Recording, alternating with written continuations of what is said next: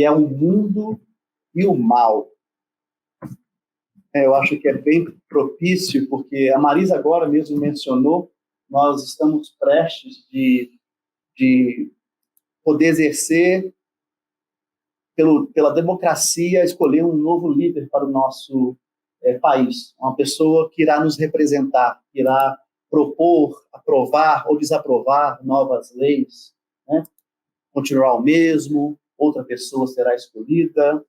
E como é que vai ser a nossa prática ali? Como é que nós vamos poder exercer a democracia, né? A gente pode notar pelas redes sociais, pelos noticiários, né, que as pessoas ficam muito quentes, né? Os temperamentos ficam, né, muito acalorados, né? É o meu, é aquilo que eu escolhi, que acho que está certo. Será que está mesmo? Né? Então, uma coisa, eu peço muito, eu tenho pensado muito, olha, que essa eleição, não só a eleição do Brasil, mas que o mundo, em geral, possa escolher novos líderes, novos governantes, novos representantes, de maneira pacífica, né? Acho que nós temos que ter essa escolha. Olha, eu vou escolher, mas será na paz. Eu vou respeitar a decisão do meu amigo, daquela pessoa. E deve ser uma coisa bem complicada, né? Quando você mora numa casa, olha, eu voto nesse e a esposa vota no outro, né? E como é que se dá esse respeito, né? Então, assim, né? Esse respeito que a gente quer dentro de casa, a gente tem que levar isso para as ruas também. Vamos respeitar, vamos, né? Exatamente, é o que a Claudinha está falando. Então, eu vou começar aqui, eu vou fazer a leitura desse livro.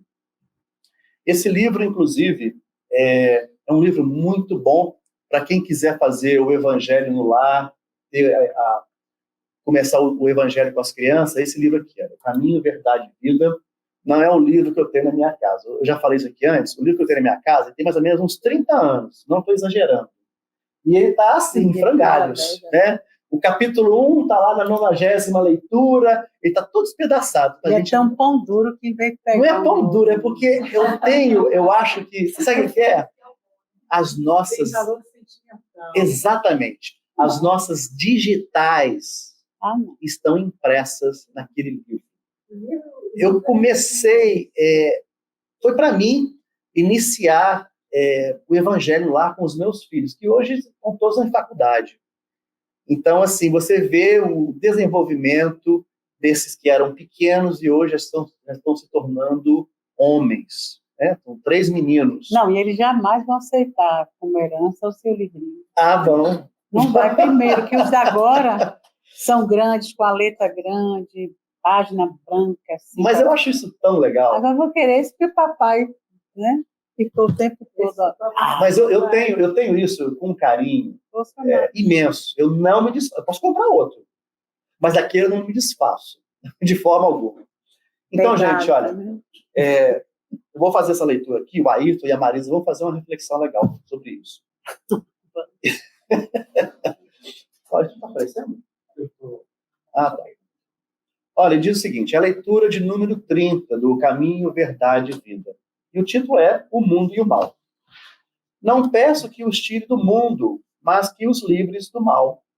É uma frase de Jesus que está em João, capítulo 17, do versículo 15.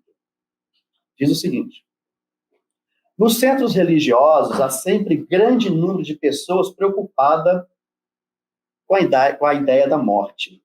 Muitos companheiros não creem na paz, nem no amor, senão em planos diferentes da terra. A maioria aguarda situações imaginárias e injustificáveis para quem nunca levou em linha de conta o esforço próprio. O anseio de morrer para ser feliz é enfermidade do espírito. É uma afirmativa.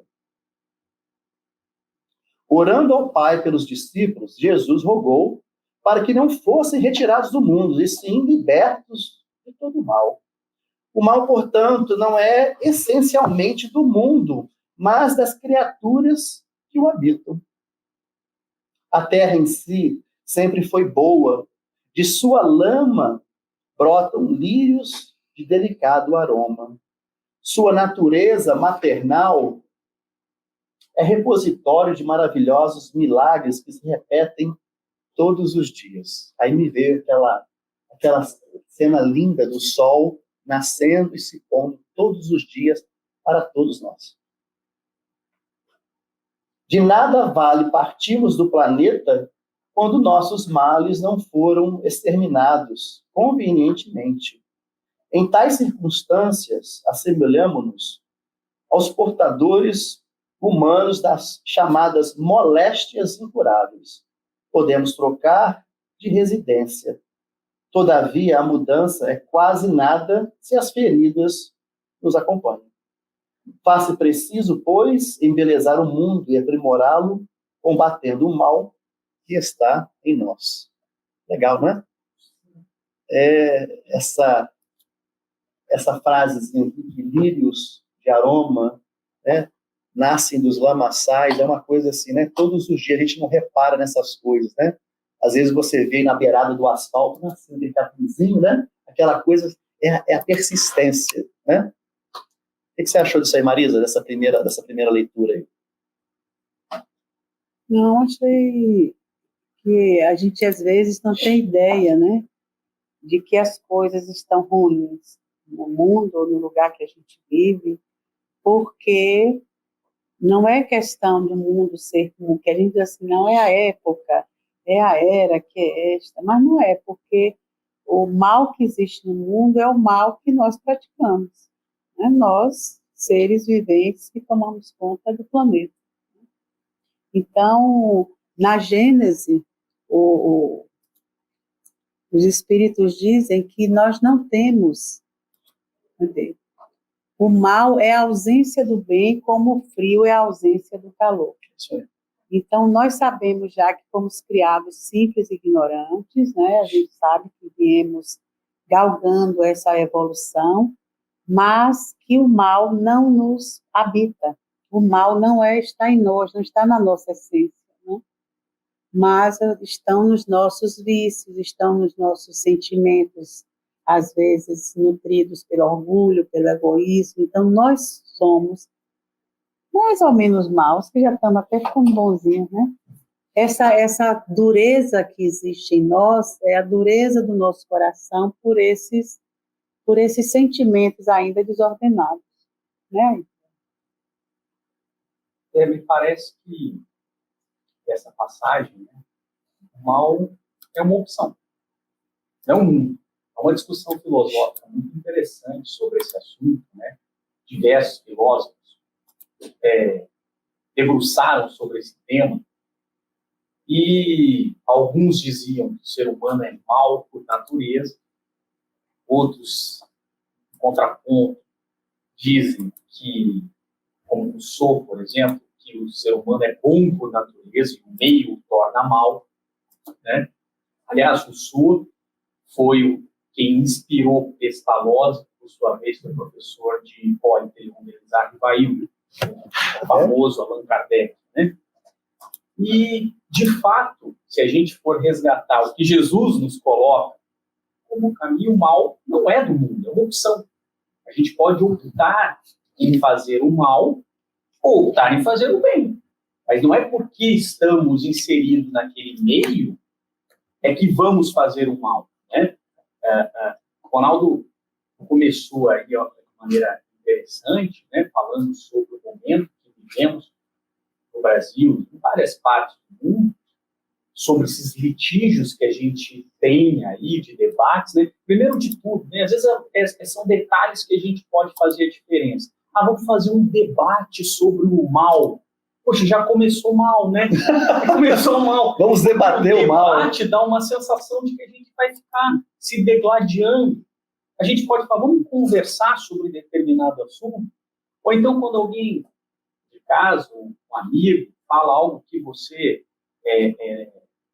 não concorda, né? A primeira reação que nós temos nesse momento é: não concordo com a tua opinião, mano. Já cria uma barreira, acabou. E se a gente fala: interessante a tua opinião, mas eu tenho uma outra, sim, né?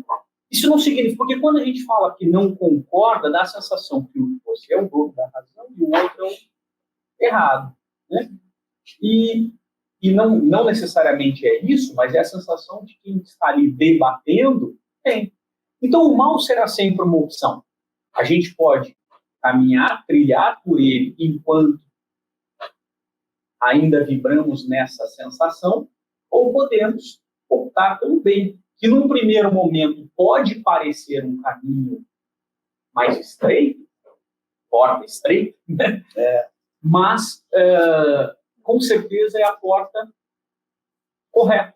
Por isso que não é à toa que esse livro chama-se Caminho, Verdade e Vida, que é a expressão de Jesus. Eu sou o caminho, a verdade e a vida. Ninguém vai ao Pai senão por mim. Então, Emmanuel pega esses trechos e nos mostra detalhes importantes para a nossa evolução, para que a gente chegue de fato ao Pai.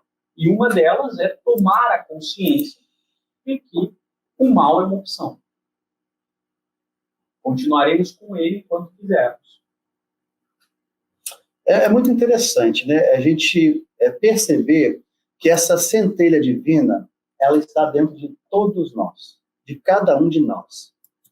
Mas por que eu manifesto tanto esse ódio? Por que às vezes eu tenho ódio das pessoas? Por que às vezes eu tenho ódio de mim mesmo? Eu quero acabar com a minha vida. Por quê? De onde vem isso? Eu estava assistindo uma propaganda, até de um filme muito legal, que eu recomendo a todos vocês que assistam. O filme dos Espíritos.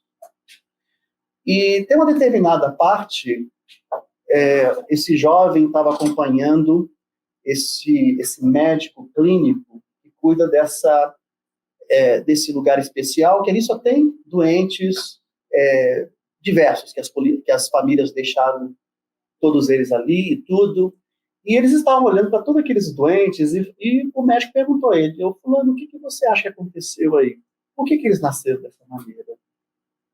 Olha, algum problema mental, algum problema no parto, disfunção genética. Aí o médico fala para ele: não. Né? De acordo com o Espiritismo, a gente sabe que isso aí é o resultante. Mas o que gerou isso? Lá atrás teve uma causa. Isso aí foi o efeito, né? Nascer dessa maneira. Mas e Deus? Por que Deus teria deixado que essas pessoas, que esses irmãos, nascessem dessa maneira? E as famílias? Algumas tiveram, né, esse acolhimento, conseguiram levar, outras não conseguiram suportar. Então a gente vê aí toda essa ligação aí entre assistidos e assistentes, né? Mas eu queria chegar num ponto aqui, o que seria o bem e o que seria o mal, né? Essa porta estreita e essa porta larga, né, que o Ayrton estava abordando aqui, que eu acho uma coisa muito interessante, né? O mal geralmente se apresenta, né, daquela forma, né? A porta escancarada, realmente. Olha, vem que aqui é fácil. Vem que é fácil, vai ser fã. Olha, você vai adorar. Aí você entra. E aí, como é que fica? Às vezes, numa escolha dessa, numa escolha por falta de experiência, amadurecimento espiritual, a gente realmente opta por coisas assim. E, de repente, vai demorar aí séculos, né, Marisa? Tantas encarnações para a gente poder se realinhar novamente no caminho certo. Mas aqui na pergunta do Livro dos Espíritos, a gente sempre deve voltar a esse estudo e a essa leitura do Livro dos Espíritos. Acho impressionante que esses livros da codificação, cada vez que a gente lê, ele tem assim uma coisa nova para nos apresentar. Parece que a gente está começando novamente a leitura, né? E na pergunta 630, Kardec pergunta aos espíritos: como se pode distinguir o bem do mal? A resposta dos espíritos: o bem é tudo o que é conforme a lei de Deus. O mal, tudo o que lhe é contrário. Assim, fazer o bem é proceder de acordo com a lei de Deus. Fazer o mal, infringi-la. Toda vez que eu me aproximo de Deus, eu estou fazendo bem. E o legal é que a nossa consciência está nos dizendo isso. Olha, está no caminho certo. Está meio doloroso aí, né? Esse processozinho de você entrar no trilho novamente, mas você está no caminho certo. E toda vez que a gente se afasta de Deus, o espiritismo, eu vou sair fora, porque ali o que a Marisa fala, para mim, não dá para seguir. Realmente, a gente vai ter muito disso. E não, eu falo do espiritismo porque é o que a gente abraça, é o que a gente segue. Mas você pode ser um evangélico, você pode ser um católico, seja lá o que for. Né? Então, assim, a nossa consciência é realmente nos dizendo, está no caminho certo, está bem difícil aí, mas continua.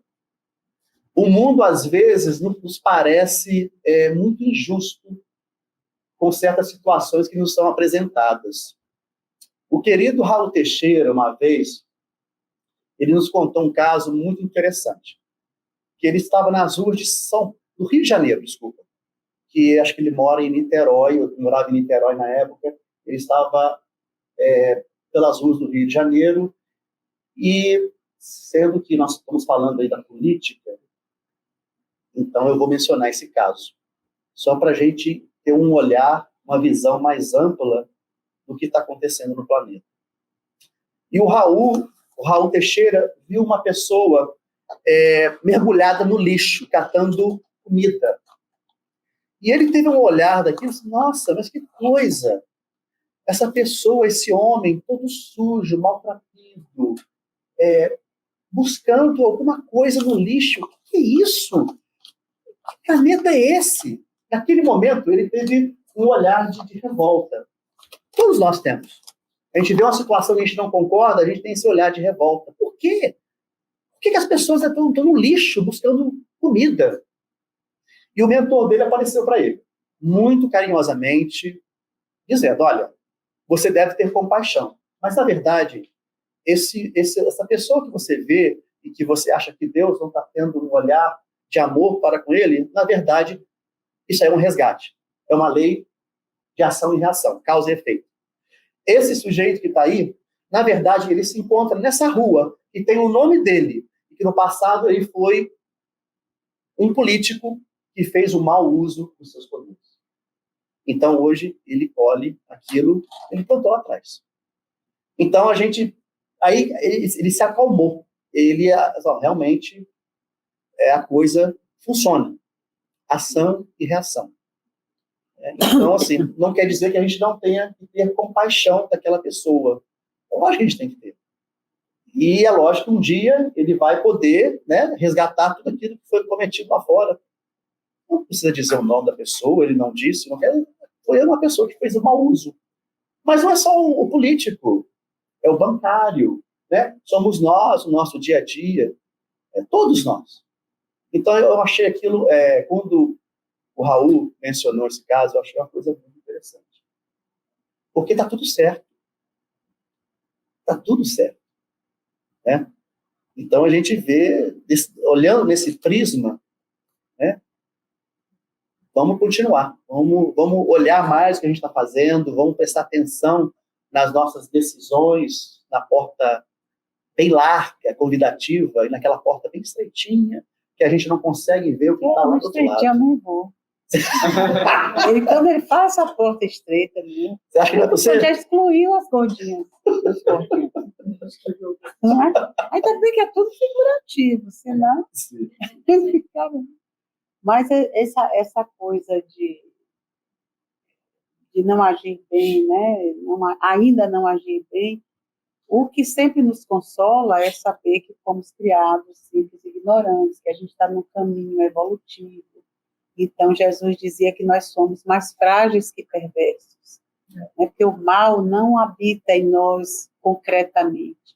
Ele faz parte dos sentimentos que nós geramos, nós é que construímos, para poder sermos mais, pela própria ignorância, né? Quando a gente ignora o que é bom, a gente vai pelo caminho mais fácil, né? Então, as pessoas agem, às vezes, dessa forma egoísta e prepotente, porque ainda desconhecem como seria bom fazendo coisas mais honestas e mais corretas, né? Eu lembrei disso por causa dessa fala de do apóstolo Paulo, que ele, quando conheceu Jesus, ele dizia assim, eu não faço o bem que eu quero, mas o mal que eu não quero, esse eu faço.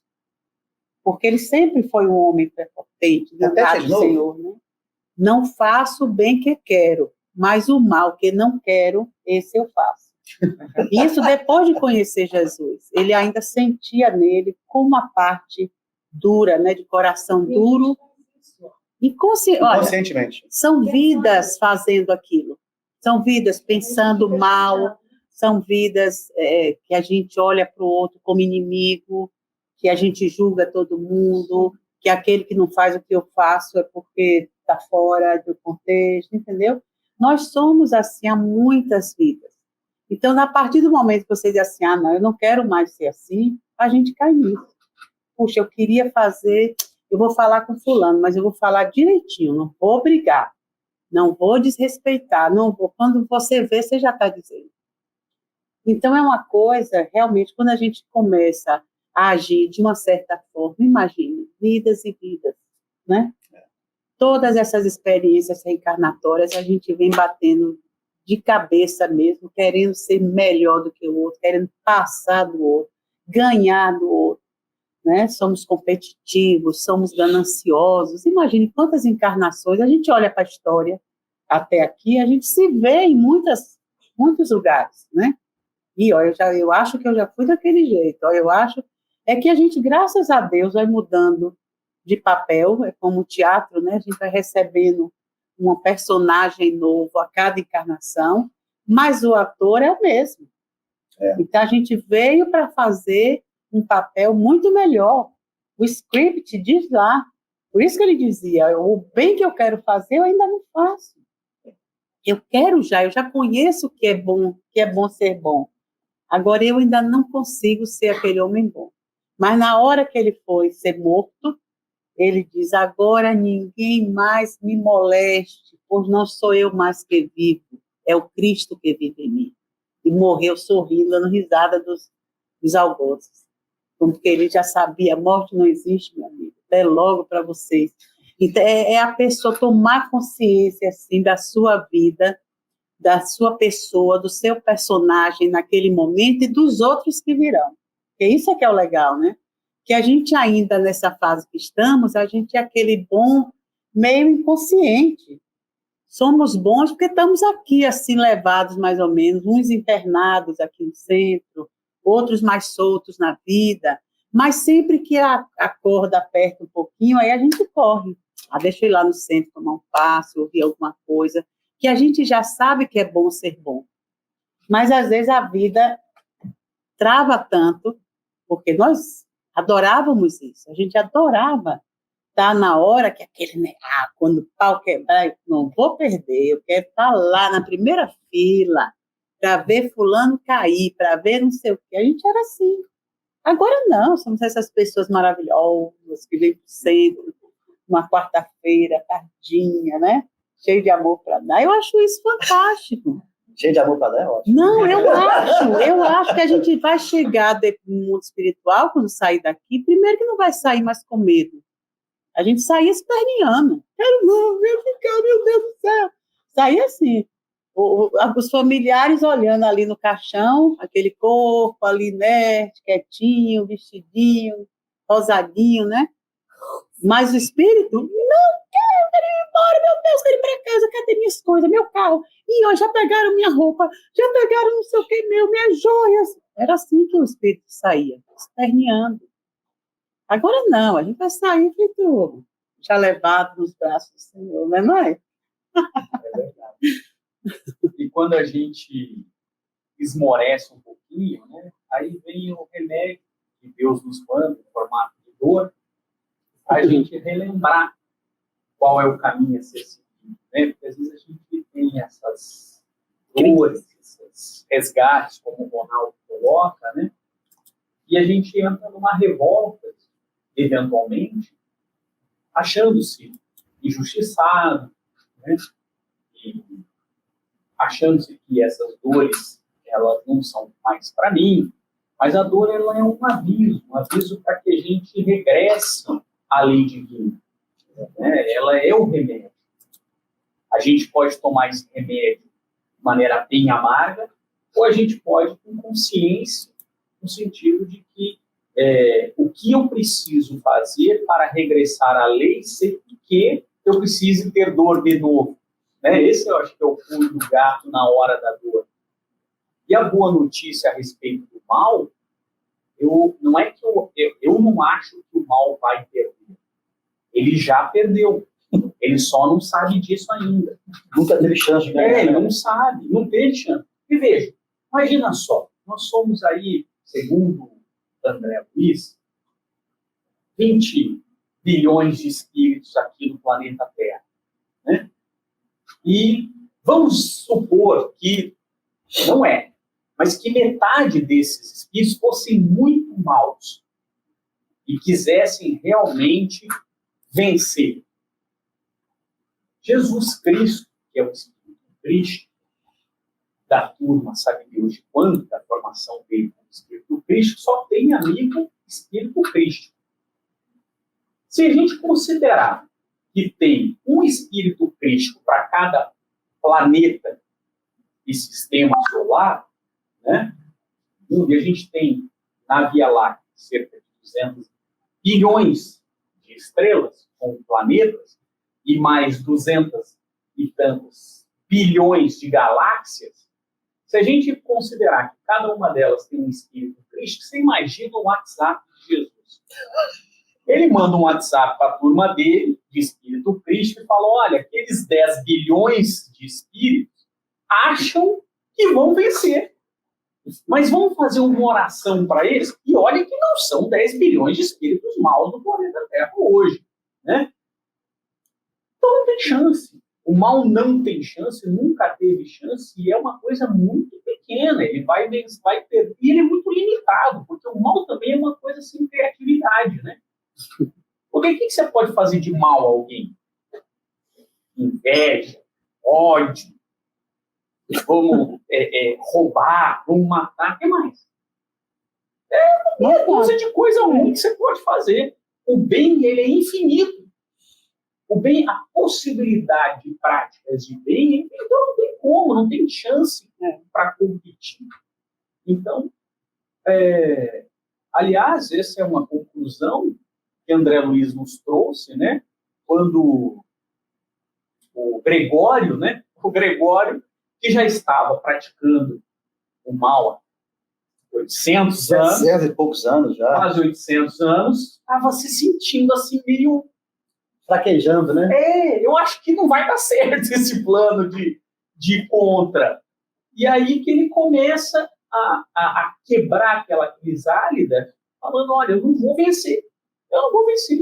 E esse foi o seu despertar. Vale a pena. Como é que é o nome do livro? Estou tentando lembrar aqui agora também. Foi antes. Eu vou lembrar. Mas... Hã? Não. É uma das obras de André Luiz. De André Luiz. Que conta a história desse Rabino Gregório. Libertação. Libertação. Obrigado. E vai contar pra gente como que é essa sensação de quem está labutando no mal, um dia ele toma conta que ele não vai vencer. E não vai. E não vai mesmo. Esse livro, ele foi muito importante para mim, porque... Só, antes de você começar, só dizendo aqui que a Regiane colocou, bota aí. Não vim a esse mundo para competir com ninguém. Vim para competir comigo mesmo, vencer meus medos, ultrapassar meus limites, lutar contra meus defeitos, superar minhas dificuldades e correr em busca dos meus objetivos. Bacana. É isso aí, ela disse tudo.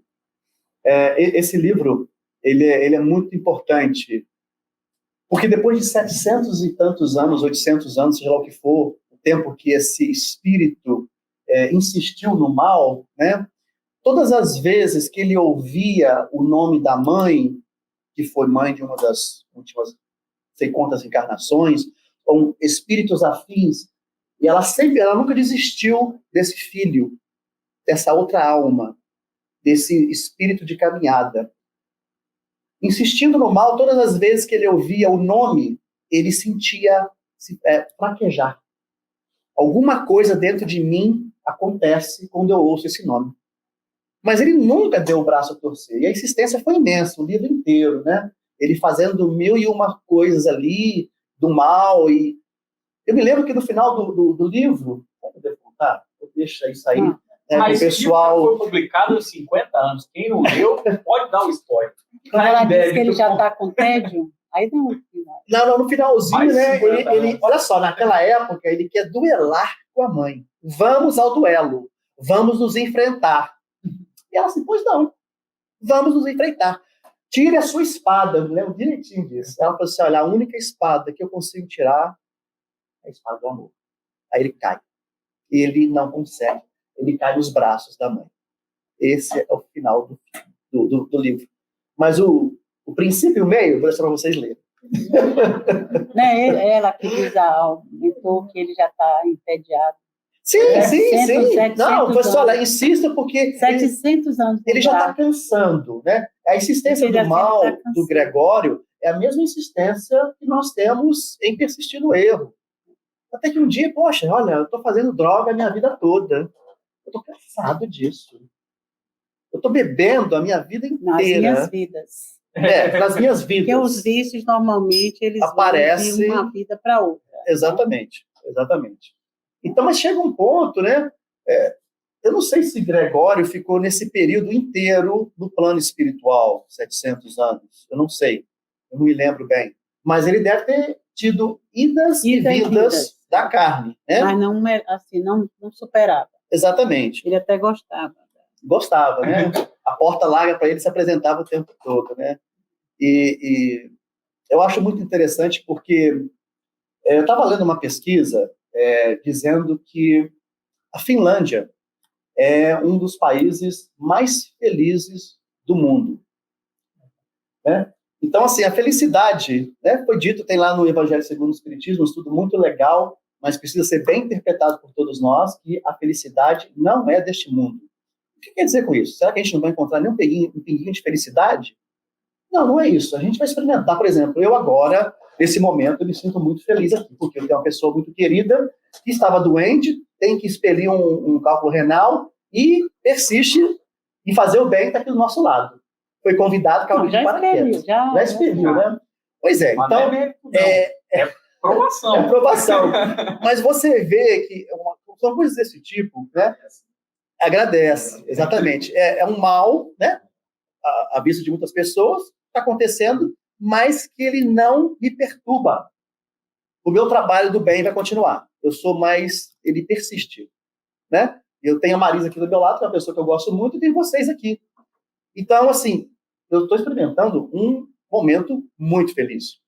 Hoje, quando nós chegamos aqui, né, Cláudia? Um amigo nosso da Casa Espírita disse, olha, eu estou muito feliz. E foi uma coisa tão legal, o Marcelo. O Marcelo falou, eu estou muito feliz. Eu não sei o que está acontecendo, mas eu estou muito feliz. Marcelo, empresta um pouco dessa aí, cara. Passa pra gente, né? E depois se apresenta na Casa Espírita uma situação que ele consegue ser o intermediário. Muito legal. Então, nesse estudo da Finlândia, que apresenta a Finlândia como um país muito feliz. Não propriamente o país, a região, né? Mas as pessoas que vivem lá dentro. E a gente pensa, né? Será que ali foi dado de presente para ele, a galera da Finlândia? Peraí, que injustiça é essa? Né? Aqui mesmo está se degladiando e por coisas pequenas, e na Finlândia tem essa felicidade. Não, gente. Ali houve alguma consciência positiva, escolhas felizes que os levaram a ser um país feliz. A gente pode notar que o quê? Não é o país mais rico do mundo? Não. Um dos países mais ricos do mundo, que é o nosso, que nós escolhemos viver por livre e espontânea pressão, às vezes, ou por livre e espontânea, né, vontade, é um país que nos abraça, mas aqui dentro desse país tem a maior população carcerária do mundo. Mas é um dos países mais ricos do mundo. Tem alguma coisa aí que não está batendo, né? O poder aquisitivo é enorme. Estão implorando o pessoal para vir e cobrir as vagas de trabalho. E as cadeias estão lotadas, né? Aí você começa a acessar e ver qual que é a lei, qual que é o regime de penitenciárias, algumas são estatais, uma grande parte são particulares, né? Eu não vou entrar nesse mérito aqui, o que está certo, o que não está, mas é uma coisa para a gente analisar. Eu sempre menciono aqui de um programa que eu conheci no Brasil, que é o programa da APAC, né? Quando vocês tiverem um tempinho, dá uma olhadinha lá. Por que o pessoal da Harvard está indo no Brasil para ver o que a APAC está fazendo? Porque 80% das pessoas, de 80% a 90% das pessoas que saem da APAC não retornam para o crime, não retornam para a penitenciária. O que eles estão fazendo? Será que seria a mesma recomendação que o Chico fez um dia? Olha, se começar a levar o evangelho para dentro das prisões, começar a fazer essa leitura para que haja uma modificação. É uma coisa muito legal. Eu estive lá dentro, eu me emocionei, eu chorei. Porque você vê o relato, você vê todos eles trabalhando. Cada dia da semana vai um padre, vai uma pessoa do espiritismo fazer uma palestra, vai um pastor. O que você quer assistir? O evangelho está ali. Então, o evangelho é o foco daquela penitenciária. A propósito, eles estão em todo o Brasil. Muito legal. Vale a pena. Dá uma olhadinha, a PAC, ver como é que funciona. Porque está funcionando. É uma coisa legal. Eu queria trazer uma coisa aqui muito interessante, porque essa semana eu assisti um filme, até gravei o nome aqui. Eu gosto muito dos filmes indianos. Sabe? Por algum motivo, esse filme ele está na Netflix, ele chama Gangubai. Alguém aqui já assistiu? Gangubai. É um filme muito interessante, Marisa, porque ele traz uma realidade da sociedade da Índia. E é de uma pessoa que foi tornada prostituta forçadamente. Por que forçadamente?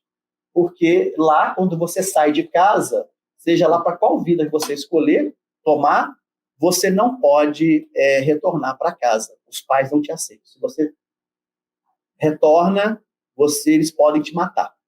A família tem o direito de fazer isso. E é um filme muito interessante porque quando a gente fala sobre o mundo e o mal, a gente tem que ver a sociedade que a gente vive, né? E nesse filme foi tratado justamente isso. A menina foge de casa com o namorado, pensa que era o amor da vida dela. E quando ela foge, na verdade, o namorado tinha levado ela para ganhar um dinheiro, levou a menina para um prostíbulo. E ali ela é forçada a se tornar uma prostituta. E ela se tornou uma prostituta. Ela, mais tarde, como não tinha outra escolha, né, é mostrado para ela, ou você se torna uma prostituta, ou você volta para casa e você vai ser apedrejada. E ali ela se torna uma prostituta. Mais tarde, ela usa disso para ingressar na política e reivindicar direitos humanos. Por quê? Porque a sociedade da época não permitia que as filhas de prostitutas, eu acho interessante isso, porque as prostitutas, muitas delas tinham famílias grandes, né? Então, elas queriam mandar essas meninas para a escola. E a sociedade não aceitava. Então ela foi lá na frente das pessoas, né? Havia ali um comitê de direitos humanos, né? E o repórter, muito famoso, falou assim, olha, você tem que falar. Então ela foi lá e falou da vida dela, assim, olha, eu me tornei uma prostituta por força da sociedade. Eu não queria. Eu vi naquela pessoa o grande amor da minha vida, mas o grande amor da minha vida falhou. E eu me tornei uma prostituta. Agora, hoje, nós temos essas crianças aqui. E por que vocês não querem aceitá-las? Me tornei prostituta por causa da sociedade que impôs isso. Mas não quer dizer que as crianças que nós temos não têm direito, não têm acesso à educação. Então, você vê aí que é uma reivindicação totalmente válida. Por quê? Olha, eu sou realmente... Então, eu recomendo a vocês, se vocês quiserem assistir esse filme, então, assim, você vê esse filme, o Gangubai e a Finlândia, né? São... Não contou o fim, não, né? Porque não posso contar. Eu não posso contar. Mas você vê, eu queria fazer essa análise aí entre sociedades, né? Uma sociedade que ela te pune, que ela te priva de vários dos seus direitos e os direitos dos seus filhos como cidadãos, né? E outro país, que é o país da Finlândia, tem essa harmonia, tem essa felicidade, são pessoas felizes. Mas será que se eu transferir, se eu for para a Finlândia, com os meus problemas, com os problemas que eu tenho, com os problemas que eu carrego, será que eu vou conseguir eliminá-los? Será que é a Finlândia? Não é? Quantas vezes a gente já ouviu falar, né, Marisa? Olha, eu lembro que eu tinha alguns parentes, né, amigos, e eles tinham problemas, né, eram problemas com álcool, problemas com droga. Manda para os Estados Unidos, que lá vai acabar com tudo isso. Eles vai ficar bem longe. Eles só empoderaram aquelas pessoas, porque aqui chegou aqui, o que acontece? O poder econômico melhorou, compraram mais. Então, quer dizer, não é o país, é o meio, né? É a visão que você tem da vida. Da Finlândia, alguma coisa está sendo feita de correto, porque estão sendo presos nas prisões, ou seja, tem que fechar as prisões estão se tornando hotéis. Espera aí, aqui tinha uma galera, né? A galera não voltou. Será que eles se mudaram para outros países? Provavelmente não. Né? Foram do bom para pior? Eu penso que não. Né? Então, é uma coisa para a gente analisar. O que nós podemos mudar no nosso meio para que nós possamos mudar a sociedade em que nós vivemos. Né, Marisa? Isso porque também Deus não nos condenou ao mal. Não somos condenados, desde o início. Né? Nascemos para a perfeição, e nascemos para sermos felizes, por isso é essa busca, né, da felicidade, através do amor, através da construção interna de um bem que já está em nós, ou seja, a gente já tem a força do bem em nós, não é uma coisa que a gente vai buscar na Finlândia, porque está dentro de cada um. Então a gente tem que se espiritualizar vivendo a vida que vamos tendo a cada encarnação, né, com os desafios que ela traz, com o mal que a gente carrega, é aquela história do joio e do trigo, né? Jesus dizia, eles têm que crescer juntos e serão separados no momento certo. Porque à medida que o homem vai se melhorando, ele vai gostando. Quando você se sente melhor, você se sente mais poderoso, você se sente mais forte, mais saudável. Não é essa propaganda agora, né, do mundo, graças a Deus, é porque nem todos aderem. Mas seja mais viva mais saudável, coma mais saudável, faça isso, faça aquilo, para o seu corpo ganhar energia. Sim, mas aí para o meu espírito acompanhar esse corpo, porque não vai adiantar o corpo ficar cheio de energia e o espírito brutalizado, porque esse sentimento ainda embrutecido vai adoecer o corpo, por mais que ele malhe, por mais que ele coma alface todo dia, não vai adiantar, entendeu? Não vai, não tem, você não vê pessoas às vezes super saudáveis, apareceu um câncer, apareceu não sei o quê, de repente, e as pessoas iam num movimento de vida, mas internamente estava lá o foco. Então não adianta, quando a alma está doente, o corpo vai uma hora ou outra perecer, porque o espírito não aguenta, é isso que o cara estava no umbral toda hora. O espírito não aguenta, né, ficar no mundo físico, mesmo com o corpo malhado, bonitinho, mas a alma doente vai ficar com a mente doente, vai adoecer e vai ter problema. Então, o negócio é a gente saber que somos fadados ao bem. A gente não pode mais fugir disso. A gente se sente melhor quando faz coisas legais, quando pensa em coisas boas, a gente se sente melhor. Quando a gente entra naquele clima de falta de esperança, de raiva do mundo, de raiva da vida, de raiva disso, raiva daquilo, tem vontade, parece que você vai explodir. Né? Então, é só uma questão da gente começar a raciocinar assim, puxa, as coisas não são o tempo todo 100%, não são. Por mais que eu pense bem, vai ficar 100% bem? Não, mas vai ficar para mim, dentro. Porque às vezes você está no meio da fogueira, mas você está triste, mas você racionaliza bem, você pensa bem, não, eu vou fazer assim, vou fazer assado. Você não entra no desespero, o desespero vem da raiva, de se achar incompetente para resolver alguma coisa, da agonia, da amargura, né? De carregar as mágoas, porque fulano me tratou assim, falou assim, disse assim, que minha vida não é como eu queria que fosse. Então, essas amarguras, esses conflitos é que faz a gente adoecer. Mas quando a gente vai pianinho, coisa por coisa, uma coisa de cada vez, né? A gente sabe que não vai ficar 100% agora. Senão o mundo, a Finlândia já estava cheia de gente. A Finlândia é o fim da picada. É melhor ficar na América ou no Brasil. Mas se a gente for com mais jeito, né, levando, a gente vê pessoas como Paulo, né, descobriu isso depois de viver um homem da lei, embrutecido, cheio de autoridade, cheio disso, baixou quando ele viu que ele, meu Deus, como eu sou pequeno, né? É tanta coisa bacana, ele correu para poder alcançar aquele desenlace da vida física, levando a alma mais leve.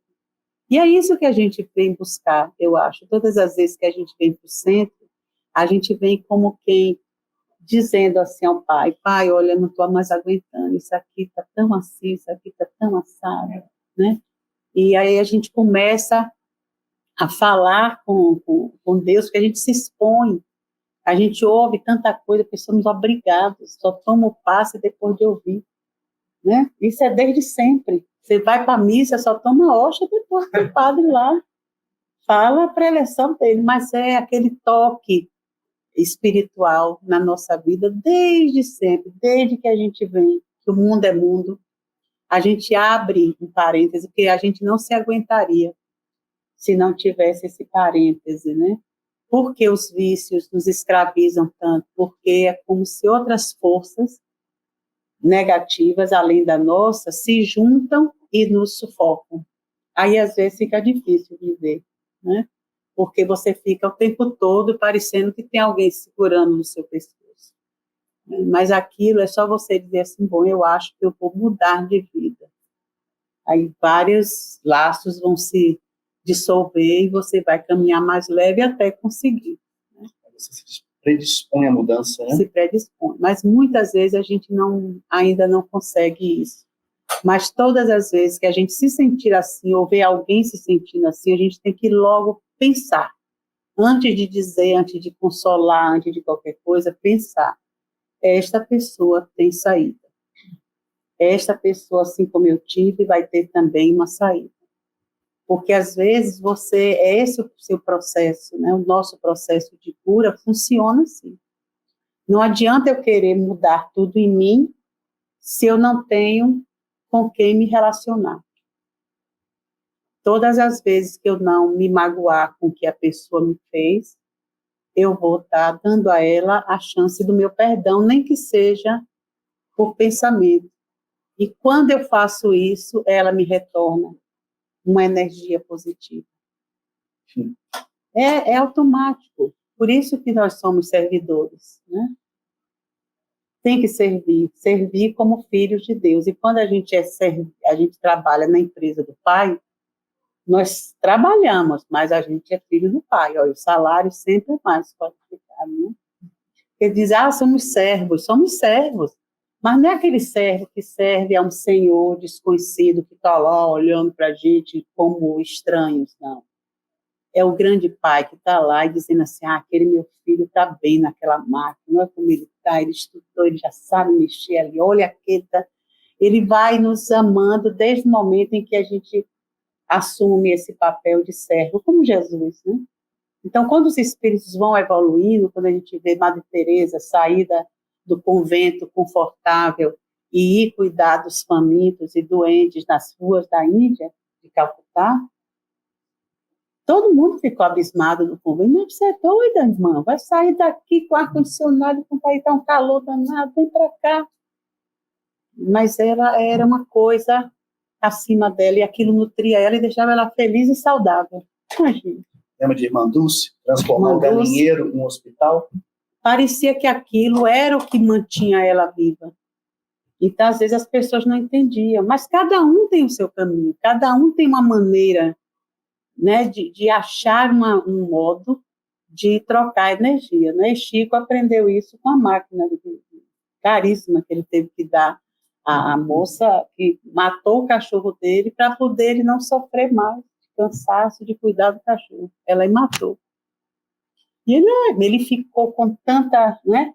E ele, mas você não tinha que fazer isso. E ela ficou tão magoada que naquela hora, Emmanuel disse que saiu do peito dela aquela energia doente, que o deixou doente, e ele ficou doente por causa daquele rompante que ele deu, sem entender. E aí Emmanuel disse, agora você tem que fazer um bem maior para ela. Ela tem que tirar essa mágoa do coração. E ele, o que é que eu faço? Compre uma máquina de costura. O que é que ela mais quer na vida? Uma máquina de costura. Mas custa muito caro, mas dê a ela. E ele deu, e na mesma hora que ele viu o semblante dela se abrir, ou seja, o retorno, a gratidão, aí ele já estava bem de saúde. Então, quantas vezes a gente sai de casa já dando patada, desde o cachorrinho, se for chato, né? Desde, né, a pessoa que está no sinal, a pessoa que está no lugar que você trabalha, você já vai assim, só jogando pedra no caminho o tempo todo. Que droga, acorda cedo, para quê? Para ir lá, não sei o quê, naquele emprego que eu não gosto. A gente já sai doente. Olha a energia. Entendeu? Então, a gente tem que prestar mais atenção nisso. Quando o emprego for ruim, agradeça, porque pelo menos tem ele. Podia não ter, e não ter o dinheiro para pagar o aluguel, o carro, as coisas, né? Aí, olha, não é bem, Senhor, o que eu gostaria, mas, por enquanto, eu vou achar bom e fazer o melhor que eu puder, para poder, lá no meu trabalho, eu me nutrir e nutrir as pessoas que estiverem ao meu redor. Não. É assim que a gente fala ao dono da empresa. Para poder sempre estar ali em prumo. É isso aí. E vocês? A gente não combina muito, né? O que nós vamos falar. Nunca a gente combina, é. E interessante que o Ronaldo falou da Finlândia, né? E eu tenho uns hobbies meio estranhos. Eu confesso que eu acho que eu não sou muito normal. E eu tenho alguns hobbies, eu estudo astronomia, por exemplo, né? Então, astrologia. É um hobby. Um outro hobby que eu tenho feito é um estudo de geopolítica mundial. E, coincidentemente, eu estava estudando sobre a Finlândia. É legal, legal. E a gente percebe o seguinte na Finlândia. Helsinki, que é a capital da Finlândia, nos anos 70, tinha problemas sociais gritantes, 60, 70, é dor, né? Algumas pessoas até que se sentiam meio excluídas de Helsinki, montaram uma comunidade em Helsinki mesmo, um pouco afastada, porque se sentiam excluídas. Uma comunidade meio anárquica, assim, alguma coisa assim. Bom, e aí a Finlândia resolveu os problemas dela. Né? E os problemas da Finlândia são os mesmos problemas que nós temos em qualquer lugar do mundo. Violência, nós temos desigualdade social, nós temos desigualdade racial, nós temos desigualdade entre homens e mulheres, né? Então, elas começou a criar instrumentos, não vou contar todos, só para vocês terem uma ideia. E uma das coisas que se dá muita divergência em relação ao recebimento de salário de homens e mulheres é a licença maternidade. Porque a mulher sai para ter filho, sai do mercado de trabalho, fica afastada, às vezes, por um bom período de tempo, e quando regressa, ela está defasada na carreira com o homem que entrou junto com ela. Por isso, essa divergência, essa diferença salarial. O que fez a Finlândia? Obrigatoriedade de licença paternidade. 1 ano. Um ano. E a mulher também. É uma obrigatoriedade. Ambos saem para cuidar dos filhos, pagos pelo governo. Claro que eles criaram essa condição. Enfim, isso diminuiu a desigualdade salarial. Isso foi um exemplo só para que a gente possa ver. E aí, me faz lembrar se não me falha a memória, Lísias, conversando com André Luiz, falando sobre o bem e o mal. Se não for Lísias, é algum deles, tá? É um dos mentores lá, um dos cabeças. lá. Dos bambambam. E aí, André Luiz pergunta o que é o bem e o mal, né?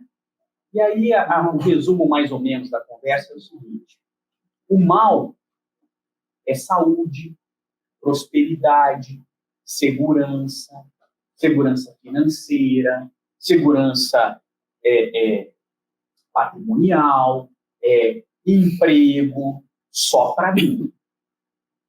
O bem é saúde, é segurança, é prosperidade, é segurança financeira, é segurança patrimonial para todo mundo. Muito bem. Essa é a diferença. Quando eu quero tudo isso só para mim, é o mal.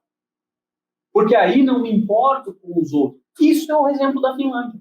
Exatamente. É por isso que talvez eles tenham lido o André Luiz, ou se não leram, foram inspirados por lá, Foram os resgatados. e começaram a proporcionar saúde, segurança, educação, segurança patrimonial, segurança educacional, tudo isso para todo mundo. E talvez esse seja o caminho que a gente quer. E que não é diferente do que Jesus nos ensinou. Para mim, não muda nada, né? Jesus nos ensinou: ama o teu próximo como a ti mesmo. É o exemplo. E depois ele ainda deu um outro exemplo final. Ama o teu próximo como eu amei. Como Jesus amou.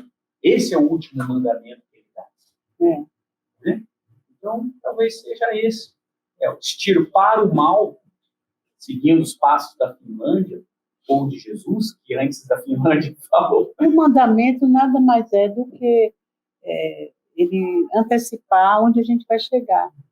Porque não é uma coisa que a gente não vai deixar de fazer, não vai ter como deixar de fazer. A gente vai fazer do mesmo jeitinho que ele fazia, ou até melhor, porque ele dizia que a gente podia fazer até mais, porque ele também iria ser melhor sempre.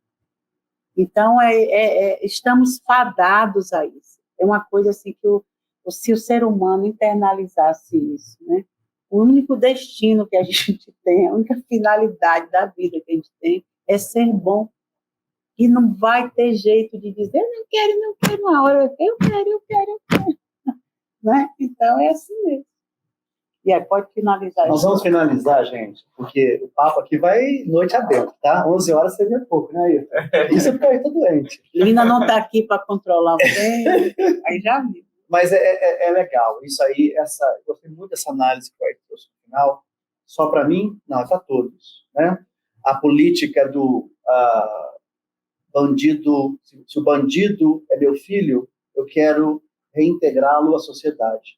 Mas se é outro bandido bom é bandido morto, é errado. Né? O bandido bom é o bandido que a gente consegue reeducar, que a gente consegue mostrar para ele e para nós mesmos um caminho melhor, um caminho para uma sociedade mais próspera. Né? Esse exemplo da Finlândia ele é muito legal, porque você vê as penitenciárias fechando, não é diminuindo, é fechando. É uma coisa muito interessante. O que está sendo feito lá? Né? Então, é uma reflexão para todos nós. Isso é muito legal. E nós vamos agradecer, fazer uma oração final agora.